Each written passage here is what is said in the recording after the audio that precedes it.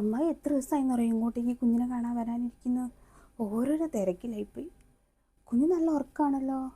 എങ്ങനെ full time ഇങ്ങനെ തന്നെയാണോ? ഉറങ്ങിക്കൊണ്ടിരിക്കുമോ? ഈ മാസം തികയത് നല്ല പ്രസവിച്ചല്ലേ? അല്ല, കൊച്ചിന് തൂക്കക്കുറവ് മറ്റോ ഉണ്ടോ? മെലിഞ്ഞിരിക്കുന്ന ആകെ.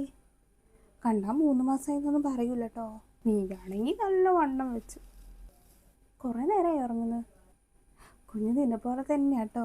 നിൻ്റെ അതേ കളറാട്ടോ കിട്ടിയേക്കുന്നത്. അവനാണെങ്കിൽ നല്ല വെളുത്തിട്ടാണല്ലോ.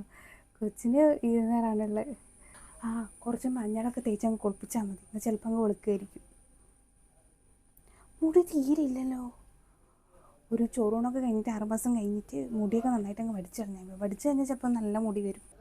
മൂക്ക് പരന്നിരിക്കുന്നില്ല. അതെന്താണെന്നറിയോ? മൂക്കൊക്കെ നമ്മളിപ്പോൾ എണ്ണയൊക്കെ തേപ്പിച്ചിട്ട് നല്ലോണം ഉരച്ചങ്ങ് റെഡിയാക്കി എടുക്കണം.